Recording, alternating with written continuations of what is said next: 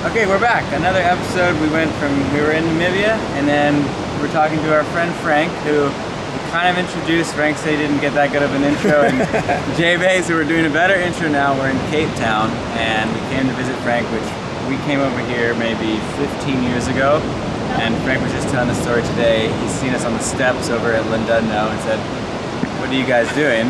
And we were just such grumps. Yeah, we were so young. My mom was like, "I don't really know. Like, we don't really know anyone." He was like, "The South African hospitality is so good." He was like, "Hey, let me show you guys around." We ended up becoming such good friends. He would come out to Hawaii. We'd see him in Hawaii. He'd be surfing there for the big wave season, and we'd come back to Africa for nearly every year for like 5 years. Yeah, even longer.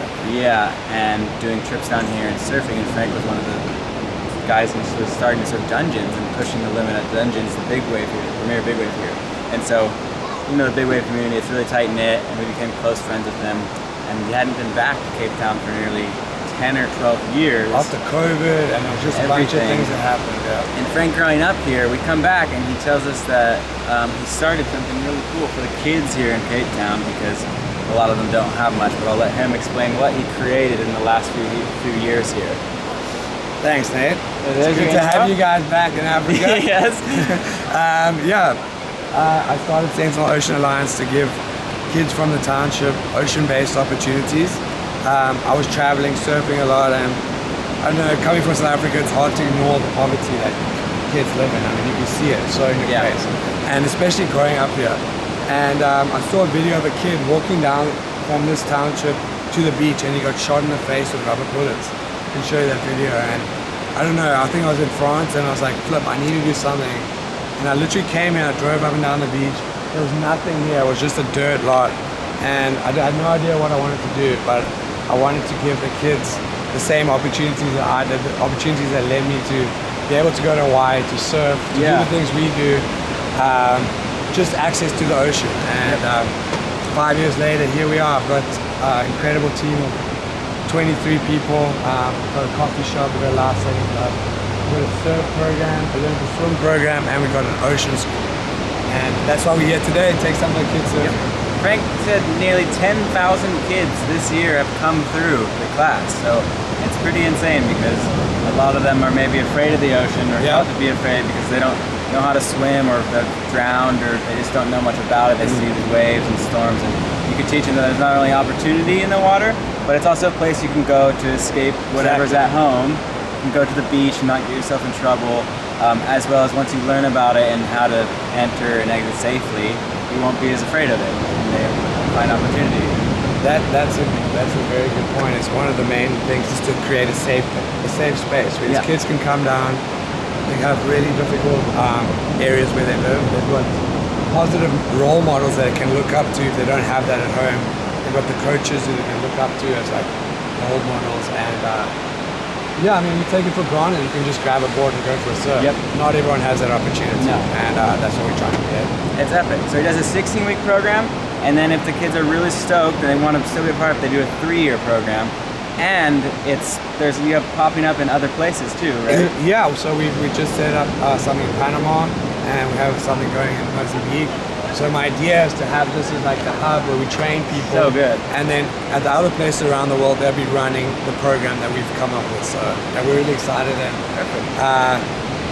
for me to go from big wave surfing to be doing this makes big wave surfing have like a little bit more meaning. I don't know, for me, as you get older, I don't know, you're looking for that. It's huge. The ocean gives us everything, and then you're able to give back to other kids, and hopefully they can use it to their advantage. If people wanted to help or donate in any way, where would they go to do it? You can look at SentineloceanAlliance.org or Sentinel Ocean Alliance on Instagram. Perfect. And reach out, and we'll put the links in the description too. Come have a coffee. We've got some merch. Great coffee. We've had a lot of it. Thanks for the intro. That was a better intro than Capetown. J-Bay. Yeah, J-Bay. Let's go. Frank did all this landscaping here. Everything you see here, we'll show the photo, is a dirt lot. And Frank put in all this stuff, built the containers, turned it into an epic little zone, what was previously just a little dirt lot. Our guy, Frank, did this. He used to come to Hawaii and work on a farm so that he could stay there to make enough money to stay in Hawaii for the season and surf big waves. Go ahead. Hey, I'm Marguerite. I'm the Managing Director here at Sentinel Ocean Alliance. At SRA we run 3 core programs. One is our Turn the Tide Ocean Therapy program, where we get our kids in the water, we connect them with the ocean, we teach them ocean safety skills, and we also do ocean education, teaching them about how waves are formed, currents, the wind that affects the ocean, and very importantly ocean safety as well. Mindfulness and life skills is a very important part of this program as well. Our other important core program here is our Parlay Ocean School. We run an ocean education program from our air station here in Hout Bay with our partner organization Parlay for the Oceans. Through this program we're teaching our students how we're all connected to the oceans no matter where we live. We try and get them excited about the amazing world under the water, and then we start looking at the threats that the oceans are facing, in particular the threat of marine plastic pollution, and we start to look at some solutions to those threats. We also run regular beach cleanups with our group of community volunteers to try and intercept plastic waste before it reaches our oceans. And then finally we have a program we call our Ocean Sentinels program. This program takes students that have already graduated from our ocean school, and they stay with us for a further 3 years. So this is a very long-term immersive program where we just look into more depth about the wonders of our ocean, and we keep swimming and we keep surfing and connecting them to our oceans. So yeah, we love it. Hi, my name is Kulofelo Sitebe, and I'm the Parlay Ocean School educator at Sentinel Ocean Alliance. So here at the Parlay Ocean School, we educate the youth from under-resourced communities about how beautiful our oceans are, the threats that our oceans are facing, and what we can do together for a sustainable future. The kids come into the classroom, they all sit down, and then I take them into the ocean through the screen. So we talk about how we are connected to the oceans and the food chains, how food chains can collapse, the threats, and then the biggest one that we do is marine plastic pollution. At Sentinel Ocean Alliance, we teach kids about the air strategy, the Parlay air strategy. So we try to teach the kids about how to avoid single-use plastic, what they can use instead of using single-use plastic. And then we intercept plastic waste. This is behind me. This is where we do beach cleanup with the kids. We go on the beach, we make it very fun. We have treasure maps, and we just go on the beach and find treasure. And the last one being redesigning plastic waste. We then take the plastic that we picked up from the beach, bring it back into the classroom, and make something fun for the parents, for the teachers, for anybody that we want to make these projects for. So that's what we do with the kids at the Parlay Ocean School. They're with us for 16 weeks. So they do both the Parlay Ocean School and Turn the Tide. So they get to be in the classroom and learn about the ocean, and then they get to be on the beach and actually get into the water where they learn about ocean safety, ocean knowledge, and just having fun on the beach. So that's what we do. Thank you.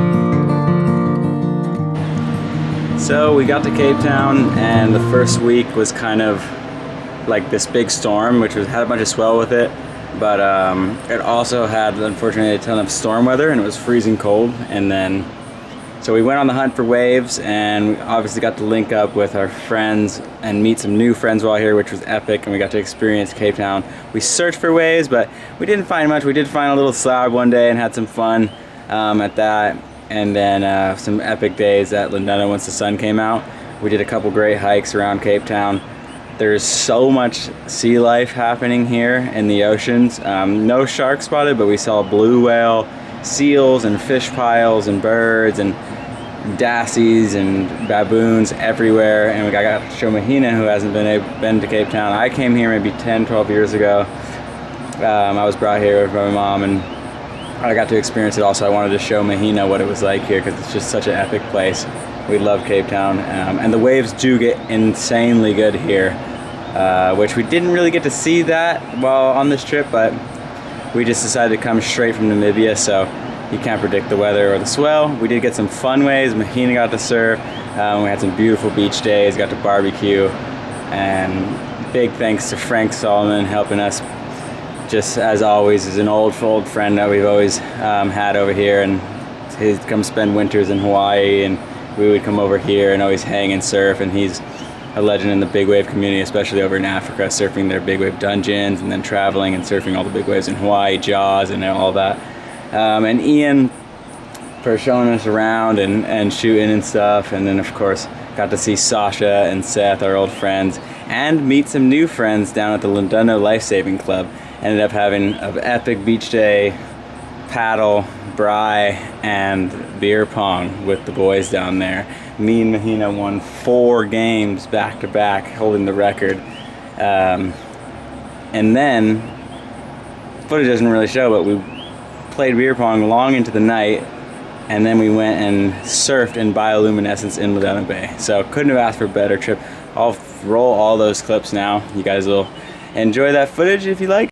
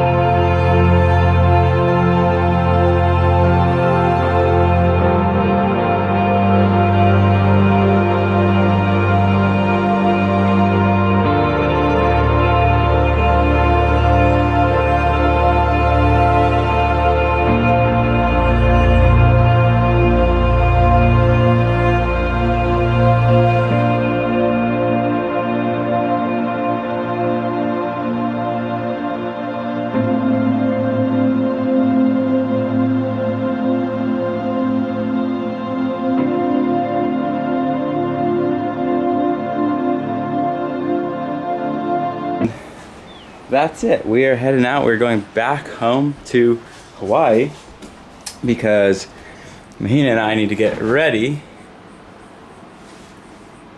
for Europe, and we need to check on our house. So we're gonna go home to Hawaii. Need to re-up on boards and gear, and I got my guns, and then we are heading to Europe for their season start. So all of that entails so much to see and do over there.